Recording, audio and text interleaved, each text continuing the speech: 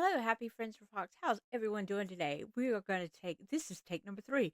We are going to try one more time, and then if this does not work, I'm just going to give it up. Just like I do every other day. This computer, I promise you, is just the worst. I love my computer. I'm very grateful that I even have a computer, that I know how to work a computer, those kinds of things. It's just that when it doesn't have as much storage in it for as much as my old one did. It kind of gets aggravating. And then they want you to add a $600 thing for it to have as much storage as you need. I mean, it's kind of ridiculous. But anyway, we're here. Happy Saturday to everybody. It's February the 28th. It is the last day of the month. Tomorrow is March 1st. Ding, ding, ding. We're moving right along. I'm here to talk about depressive behaviors. Oh, thanks. Uh, Welcome to Cassie's Corner. Thanks for being here, joining me on today, if that is what you wish to do. I'm Cassie. Here we talk about depressive behaviors, as I was saying, and anxiety behaviors and thoughts and things of that. We can cure our own depressive behaviors and thoughts and the way we behave and things like that. And it was something that I've recently found out about, but I did not discover it. I did not think of it. It was already thought of ancient times, many, many years ago, way back in 500 BC. And it was by Stoicism. And Stoicism is a form of thought that the ancient Romans and Greeks in their emperor days would think of better ways to control themselves, better ways to think, better ways to different ways. You don't have to lay in bed and revel in your sadness, and they did not. They thought, and it was just so it just fits. It just makes sense to me that they thought if they could control what they can control and not worried about the things they couldn't control, they would have a more peaceful life. They would have more dignity. They're uh, not enemies, their opponents, their the people they're supposed to be against would have more dignity, and everything was peaceful. They knew what to worry about, and they knew what not to worry about. Um, and that way, you have just have a simple peace of mind and did not have to worry about the silly things like why did they say this, why did this happen, why did this happen, why was the traffic so bad. Of course, I don't think they worried about traffic like in ancient times, but I mean it could be like a lot of people walking the same way. I would assume. I'm sure people walked or rode horses or whatever, and sometimes it could have been very slow. Who knows? Or it may have been too hot or too cold, that kind of thing. They just had this way of thinking that they were not only responsible for the way they behaved, but they were responsible for the way that they thought. And in this practice, it just became uh, like automatic for them to know what they could handle or what they could control and what they could not control. They could not control the traffic. Like I said, they could not control the weather. They can't control anybody else's thoughts. They can't control anybody else's opinions. If you like my content, please like and subscribe.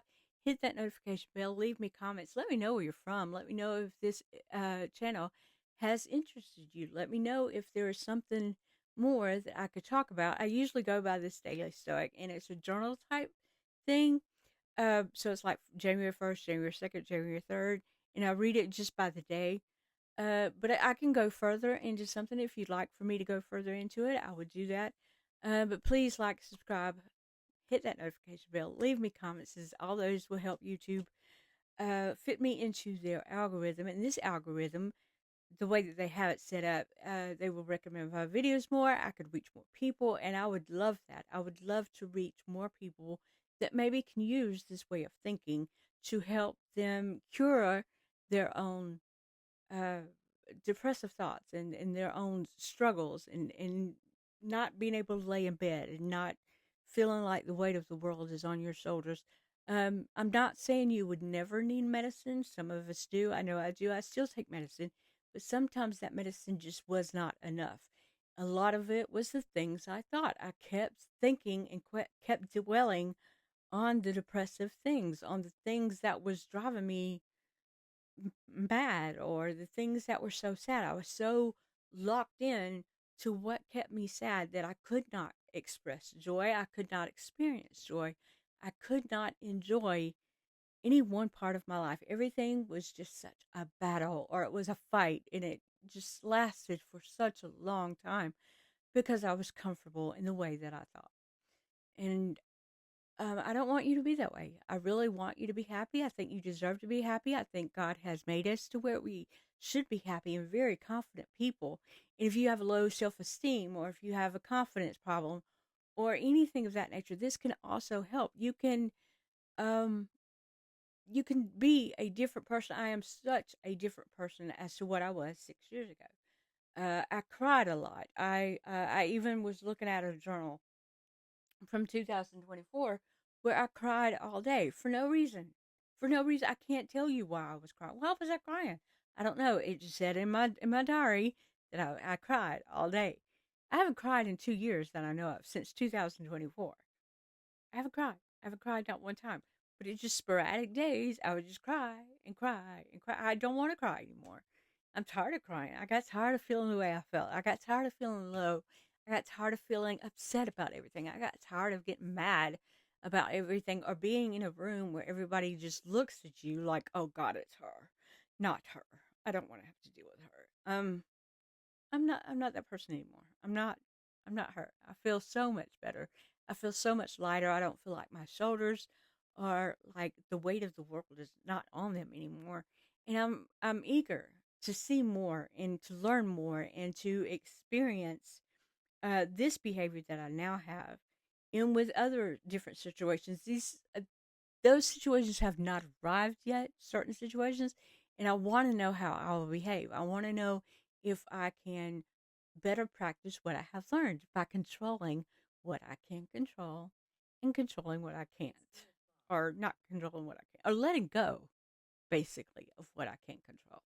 I would rather let go of something I can't control, let go of somebody else's opinions or thoughts or what they had said, rather than dwell in it and be sad all day. It just drove me out of my mind. And I know you feel the same. I know that you feel lonely. I know you feel that no one is understanding you, but why can't you stop for just a minute and think that you need to understand yourself? You need to be responsible for the way you think. You need to be responsible for the way you behave. You need to be responsible and held accountable for your behavior, because you are the one controlling it. Don't let your brain control you. Let you control your brain. Make sure it is something that you keep those good thoughts in your head. You don't think about any of the negative, and that will just help you be more peaceful, and it will help you enjoy life. You will find joy in life. You will understand how to be grateful, and you will understand what to take for granted and what not to. And a lot of things we take for granted anyway.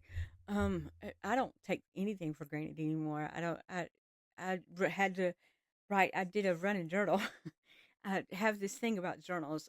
Writing is a lost art. Nobody knows how to write anymore.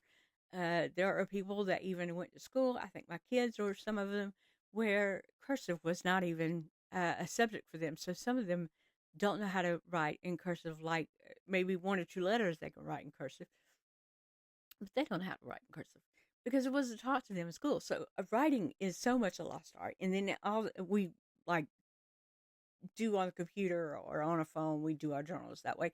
If that makes you feel comfortable, I understand. I got it. No big deal.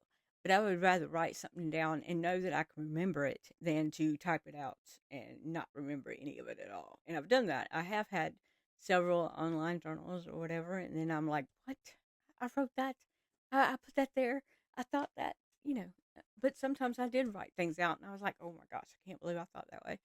That was really my brain. I thought that way. I can't imagine me thinking that way, but yeah, I did. Absolutely. Absolutely. Anyway, in my suggestions, I'm not giving advice. I'm not any kind of professional person. I'm not a medical professional at all. I am just a girl, just a woman that has suffered through depression, and I'm talking about all kinds of negative depression, deep dark depression, for about 25 to 15 years. And then 6 years has passed in between my first compliment and now. So I'm really doing good. I hope that if this is what you choose to do, you can do it in a manner that takes a lot sooner to get well, to concentrate on your brain and rewire it and refocus on the things that you can control. Because, I mean, 6 years is a long time. You wouldn't think so, but 6 years is absolutely a long time to sit there and still be in limbo in your suffering or joy. And you shouldn't be that way. You should not be that way at all. Just make up your mind. I don't want to be sad anymore. I don't want to live like this. I don't want to be in bed every day. I don't want to think bad things against people who mean absolutely nothing to harm me. It's just not fair to any of us. It really is not.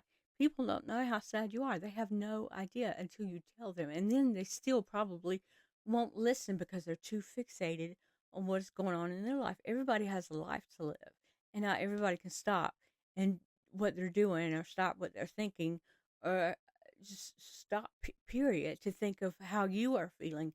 You are in control of how you feel. You are in control of what you think, and you are in control of how you behave. So I think that is on everybody else's mind as they pass through this world. They act like they have everything together, but trust me, not as many people have it together as you think. They just know what to control, and they know not what to control. They know how to make their brain feel happy, and they know how to make their brain feel sad when they have to.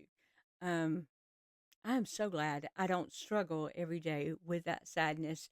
I do know, and I have known people. I have actually been related to people that have done the big deed. We're not going there. Um, that's been hard for me too. I don't like my own daughter suffered with that affliction at one time in her 11th and 12th grade years. I'm so glad she's out of it, and she gave me my first grandchild, Freckles, as a matter of fact. And I'm just so glad that that's not part of her life anymore. That she doesn't have to worry about what her next move is or how sad or not sad she is. She still struggles every day. She does.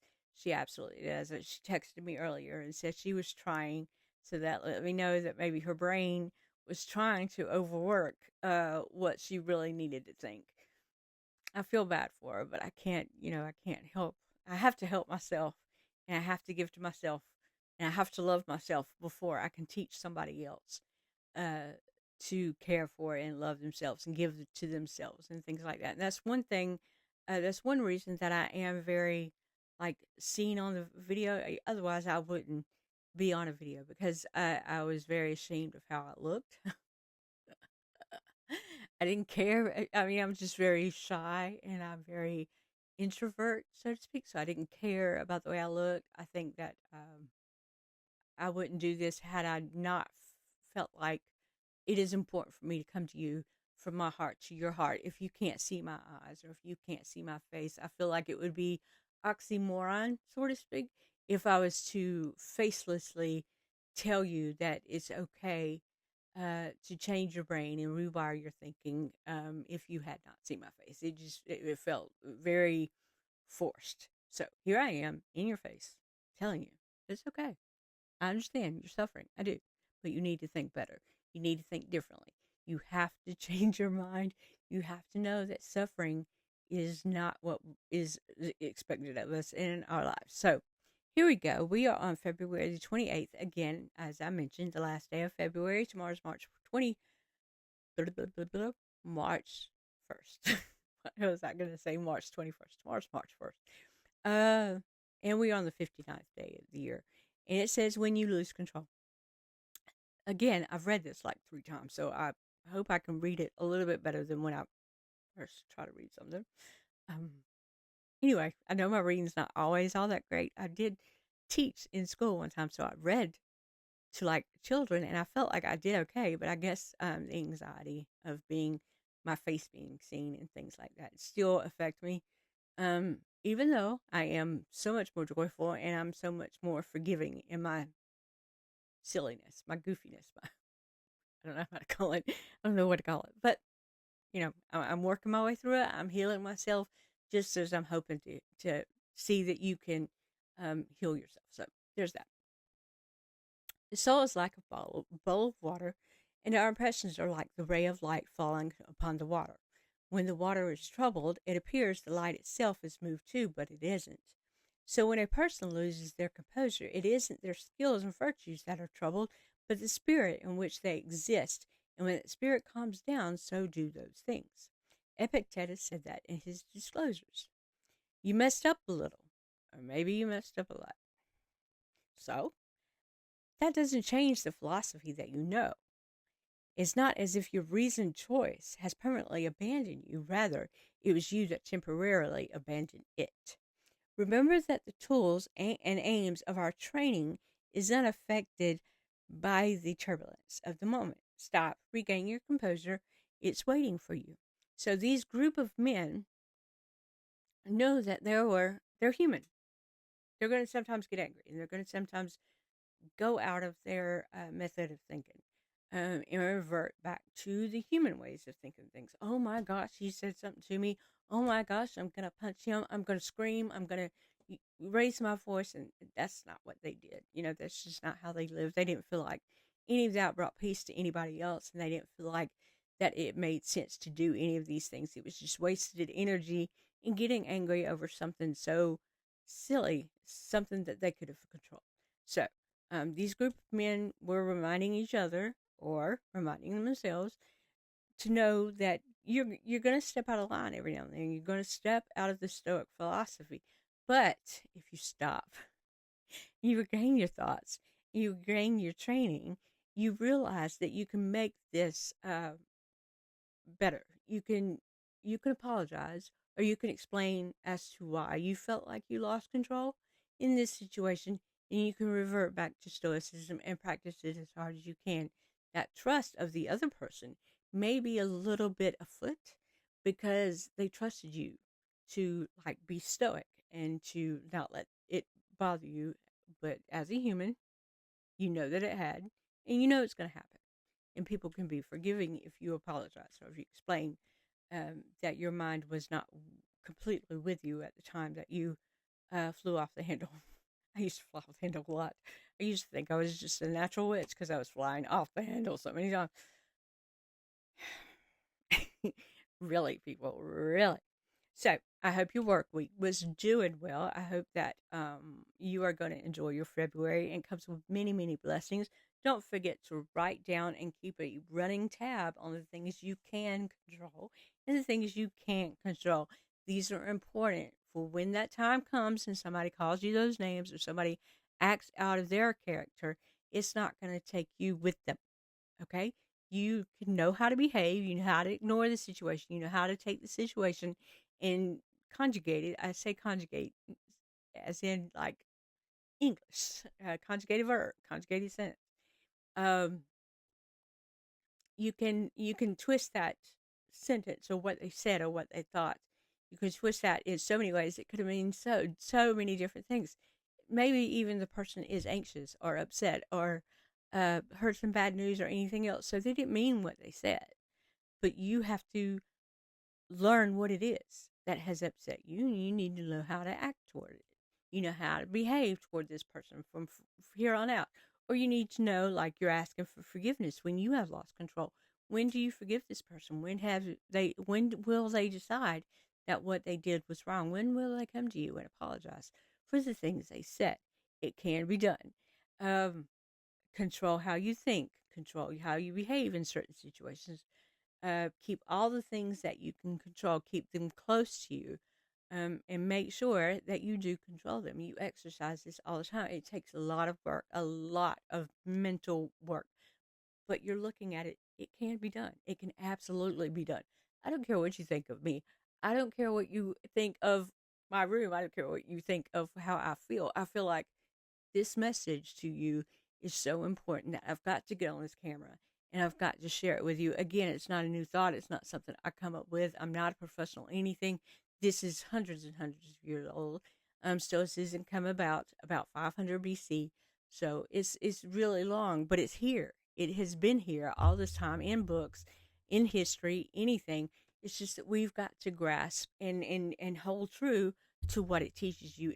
There are a lot of many people that come in and teach Stoicism on the internet. I've looked them up. I think they're wonderful. They probably do a whole lot better job than I do at explaining it all. And that's fine to have a complimentary channel with me, or to be able to understand it a little bit more. They may be able to explain it more than I can. Um, and that you're fine to do that. That is awesome. I would love for somebody to have explained it a lot more to me. I had to find out on my own. I find out everything on my own. I teach myself everything. I taught myself like how to do sign language. I taught myself how to dance. I taught myself how to walk. Yes, I did. I taught myself how to run. I actually ran for our school when I was about 14 years old, I think. So I've taught myself everything. I've taught myself how to be a mom, what kind of mom I wanted to be, what kind of mom I didn't want to be, what kind of housewife I want to be, what kind of housewife I don't want to be, what kind of person I want to be. I taught myself that I don't like being sad. I don't like being dramatic. I don't like having all that drama on me all the time. I think it is like, it kind of erodes, um, or sands down the more we are upset, the more we are depressed, and the more we focus on that, the more it sands down. It takes away the joy that we can have in life. And there's a lot of years, in 20 years, there's a lot of times that I could have experienced joy with my children, with my spouse, with anybody else. Oops. With with anybody else, my in-laws, anybody, my dad, my mom, anybody. I could have experienced a better life. I could have experienced the joy that I should have, but I didn't because I was sad. So there is that. I hope that you have a great weekend. Don't forget to write your list of what you can and what you cannot control. Adhere to these. Okay, these are going to be your focus. Write your affirmations. Affirmations are awesome. They're all over the internet. Go, I am beautiful. I am worthy. I attract money. I attract joy. I attract people. I attract friendships. I am worthy of friendships. I'm worthy of a solid blah, blah, blah, blah, relationship. I can't get it out fast enough. It's like my brain is going 20 miles an hour, 90 miles an hour, and I can only think at a 50-mile-an-hour speed. Um, sorry, guys. What else is don't forget to write that ongoing grateful journal. Google, find something every day to be grateful for, whether it's your pet, your kids, the air, the colors, the trees, the power, having the power turned on, having the cable. Cable is a luxury. You don't even deserve cable. That is not, it's a luxury. You don't have to have it, but you have it. Where did it come from? Well, the person that's paying for it, it maybe even be you that's paying for it, but you've got to be grateful for it. You've got to be happy that you have it. You have to be thankful for what you have. Otherwise, getting anything new is not just going to be worth it. I remember when I was a single mom. I was a single mom to two kids when I was 20 years old. And I worked, and I worked, and I worked, and I worked, and I worked because, go back to my video where it says, what do I mean by disabilities? My mom told me I couldn't work. So for a long time, she denied me the chance to work. But I wanted to work. So I proved to her and myself that I could get up and I could work an 8-hour shift. So a lot of times I would work as a single mom, bringing home money and doing things like that. And I remember thinking, this was before my brain went crazy. I remember thinking, I'm just grateful that I can get up and work. I was very proud of myself that I can get up and do the things that I could do to pay for a car, or to pay for this, or to, pay bills or whatever. I was just so grateful to get it done. What would you do if you couldn't work? I mean, you would be grateful that you still have your life, but what would you do if you couldn't work? What if that was taken away from you? And at any moment, I always, because of how I was when I was a kid, I always thought this could be taken away from me at any given moment. I knew in my head that things were temporary, that everything was temporary. So there's that. Everything is temporary. Even your depression is temporary. You don't have to be depressed. You don't have to have an enemy. You don't have to have a discussion.